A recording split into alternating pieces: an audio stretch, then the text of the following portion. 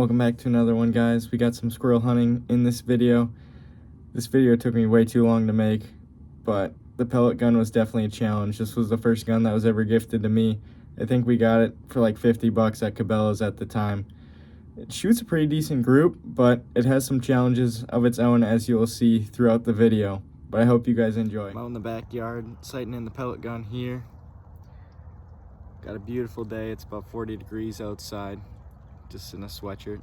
It's awesome. As I'm sighting in the pellet gun, I'm realizing that this is a pump. It takes about 9 to 10 pumps to build up enough pressure to accurately fire a bullet, and that pressure rapidly diminishes within a couple minutes. So I'm probably gonna have to pump this as there's a squirrel within range, so that should make an interesting twist. And I keep adjusting the scope, but I just keep seeming to be hitting low and to the left. So I think I'm just gonna have to aim high and right and hope for the best. So the squirrel hunt coming up here at the end of the week should be interesting.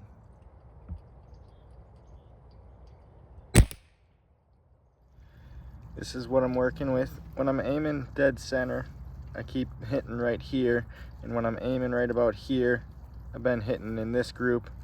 So I'll probably have to aim about right here in order to actually hit a squirrel where I want to. Just made it to the spot.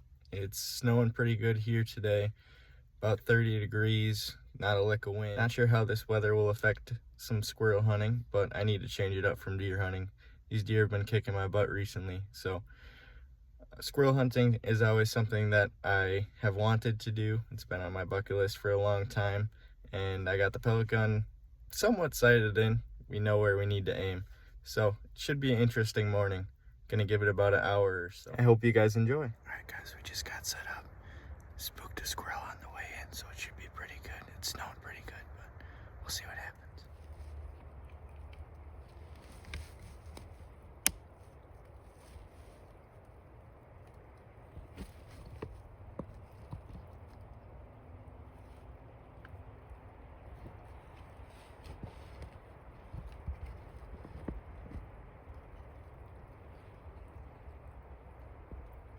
Well, guys, that was unfortunate. I got one shot off on a squirrel, but unfortunately didn't get that on video. But I did get a little bit of video of one of the squirrels that was just too quick for me to get a shot off. Thinking I might be back here with a shotgun here later in the week, so we'll see. Squirrel hunting day 2. Squirrels got us yesterday, but we're gonna be back at it again this morning. I'm gonna bring the pellet gun back I'll be taking the first shot with the pellet gun, so we'll see what we can do.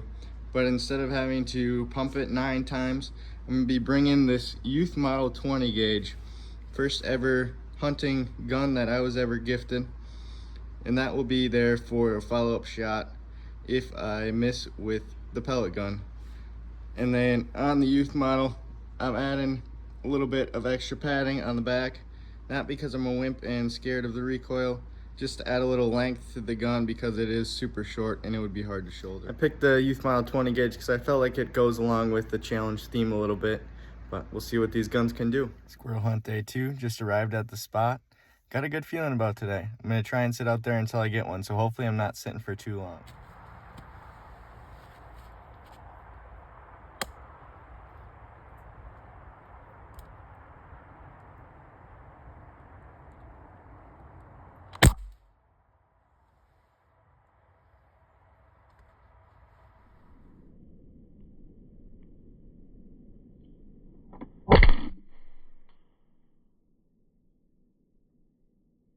As you guys can tell from the video, of course, here is the time that the pellet gun decides to shoot true, and I miss high and to the right.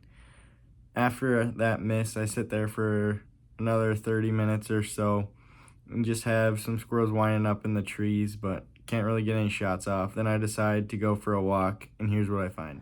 I know the squirrels are around. There's some pretty good squirrel nests all over in this area.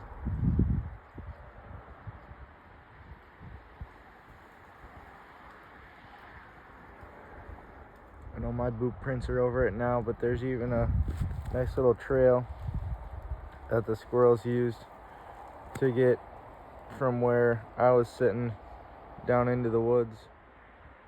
There's a squirrel right there. Of course, after I take my thing off the gun. Hunt number 2 complete. Squirrels 2, Ian 0, but that's all right. We're making some progress. I got a shot off and I got it on video, and I think I got these squirrels figured out now. It seems like right from legal light till about 45 minutes into legal light, the squirrels are moving awesome. Great squirrel movement. And it seems like right about an hour after legal light, they kind of seem to disappear up into the tops of the trees. And then I went walking around here around 8:30 this morning and didn't see any squirrels till right there at the end. I took my phone mount off my gun, and sure enough, there's a squirrel sitting 10 yards right in front of me. But that's just how hunting goes. We'll be back out at it again. Squirrels might be up 2-0, but don't you guys worry. I'll bring you a squirrel harvest in this video. Stay tuned. Squirrel hunt day 3, back at it again. Once again, it's raining. Wisconsin weather has been delightful lately, but I got about 30 minutes before I gotta get to track practice, so I figured I'd try and get a squirrel hunt in here this morning. I think we should be able to make it happen. Current time is 7:02. If I kill a squirrel before 7:15, everybody watching this video has to like and subscribe. If I don't, I'll give you all 50 push-ups.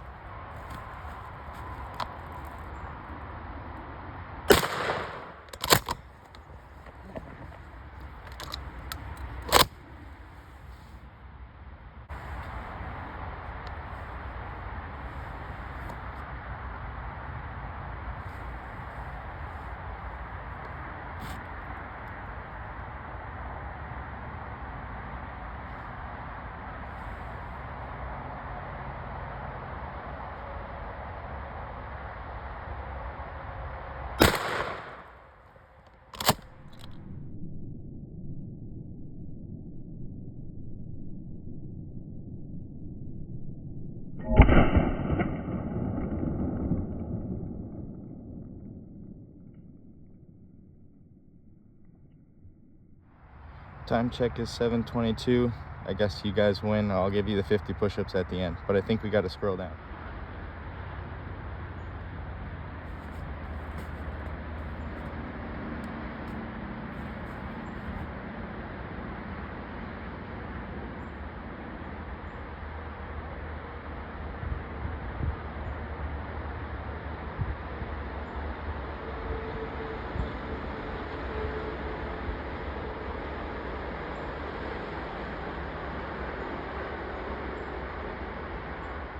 Heck yeah, guys. Beautiful little gray squirrel down. Hunt number 3 was a success.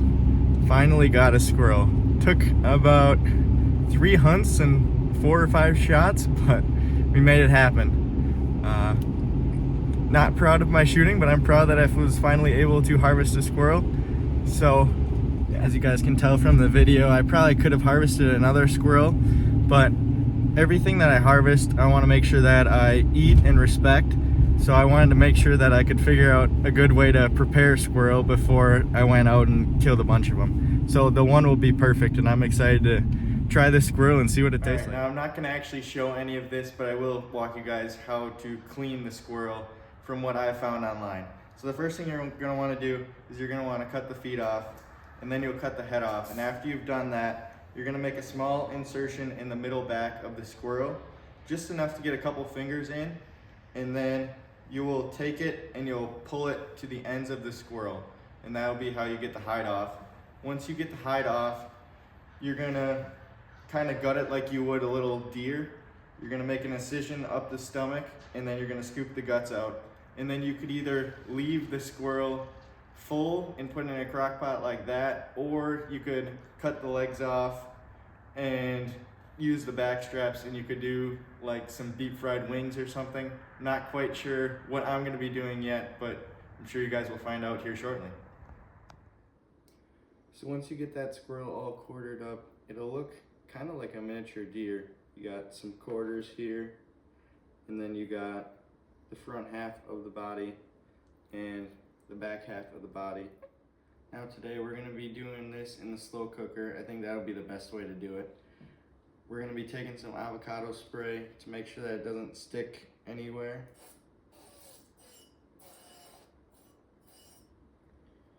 And then we'll be adding the meat in there.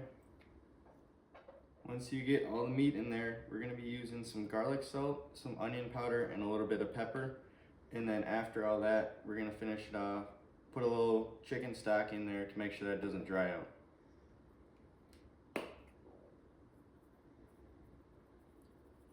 Not sure how this is gonna taste, so I'm probably gonna go pretty heavy on the seasoning. With that chicken stock, we don't wanna take all that seasoning off that we just put on there. So we're gonna just gently pour it around the edges. Just about enough to cover the bottom of all. We're gonna be bringing the pot over to the slow cooker. We got it set on high right now. I'm gonna leave it on high for the first hour, and then I'll turn it down to low for another 3 or 4 hours. Well guys, we're at the 2.5 hour mark. I accidentally forgot to turn it down from high before I left for practice. So it's been on high for the last 2.5 hours, but I think it still should be all right. Meat looks really good. There's a lot of juice in there still, and it actually smells surprisingly really good. Guys, we just hit the 5 hour mark. Meat's looking pretty good.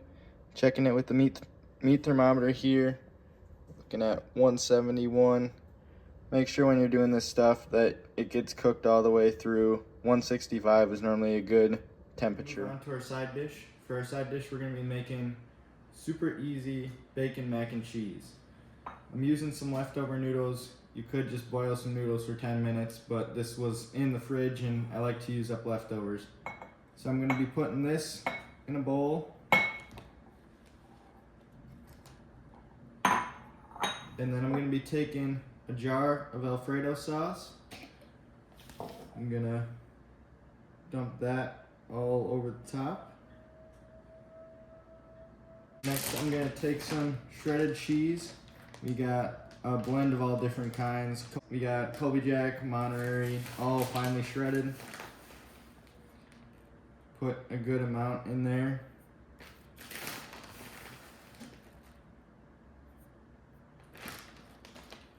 Next, we're gonna add some bacon bits.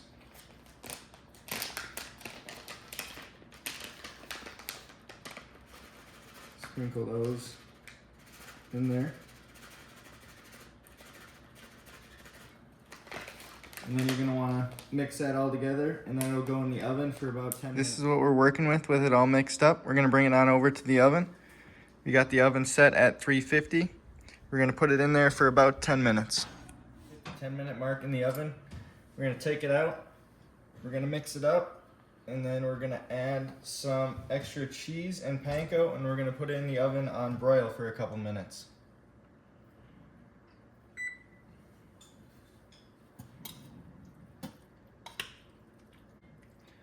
Sauce is a little bit more runny than what I was expecting, but I think it will be okay.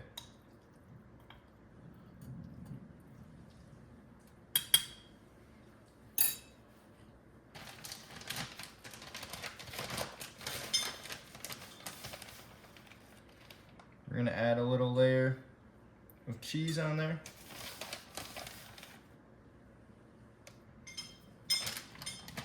Then we're gonna add some panko breadcrumbs on top to add a little crunch.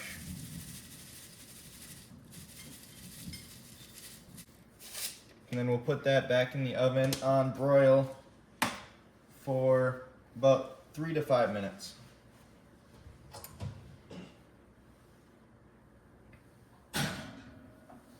Here's what the end product looks like. Now let's get a taste test. Start with a squirrel leg.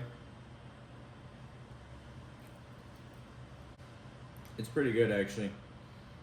It's pretty tender, a lot more tender than what I was expecting. And the seasoning adds a pretty good flavor. This is kind of similar to frog legs, if anybody's ever had frog legs. I'd give that a squirrel, probably an 8.5 out of 10. It's surprisingly really good. It tastes just like dried chicken. Now on to the mac and cheese. It's probably gonna be really hot. That's really good. I would recommend making that at home. It's nice and easy, quick. The Alfredo sauce is a good substitute. I tried to make homemade mac and cheese a couple times before, and I just can't seem to figure out that roux. So the Alfredo sauce is a really good hack here. Thank you guys for sticking around to the end. I really appreciate it. I know I owe you guys some push-ups. I'll get those taken care of here. I did notice that about 60% of you watching these videos aren't subscribed, so I would really appreciate if you just take the 1 second to just click that subscribe button. I got some new videos coming out here soon within the next couple of weeks. I'll knock out those push-ups, and you guys have a great rest of your day.